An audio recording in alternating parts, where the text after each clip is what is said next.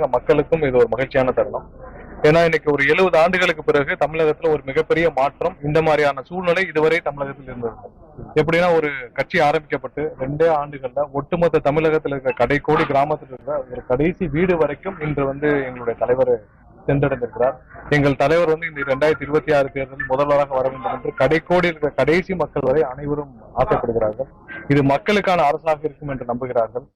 2 வருஷத்துல இவ்வளவு பெரிய ஒரு ஒரு ரீச், இவ்வளவு பெரிய மக்கள் ஆதரவு இருக்கும் என்றால் அது எங்களுடைய தலைவருடைய 30 ஆண்டு கால உழைப்புக்கு கிடைத்த ஒரு வெற்றி தான்.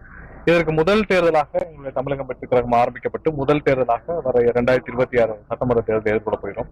இதற்கு நாங்கள் எங்களுடைய தலைவர் அவரால் தேர்ந்தெடுக்கப்பட்ட சின்னம், எங்களுடைய மொத்தம் 10 சின்னம் கொடுத்தோம். ப்ரையாரிட்டியில எங்களுடைய தலைவர் கொடுத்த ப்ரையாரிட்டியில முதல் சின்னமாக விசில் சின்னம் வந்தது.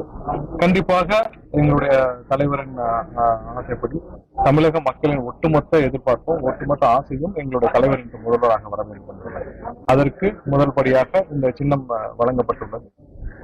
கண்டிப்பா கடந்த ஒரு 2 மாதமாக தமிழகத்துல எங்க போனாலும் மக்கள் எல்லாம் கேட்கறது உங்களுக்கு என்ன சின்னம் சொல்லலாம். ஏன்னா இவ்வளவு தூரம் ஒரு மக்கள் அனைவரும் என்ன சின்னம்னு போற இடத்துல கேட்கறதுக்கு என்னன்னா, அவர்கள் பொதுமக்கள் அனைவரும் வாக்களிக்க தயாராகி விட்டார்கள்.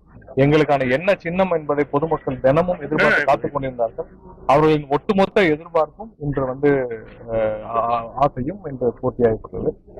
ஒரு சின்னம் ஒதுக்கப்பட்டு எங்க கட்சியினருக்கு முன்னாடி இன்று மக்கள் அனைவரும் சேர்ந்து கொண்டாடும் ஒரு சின்னமாக இருக்குது.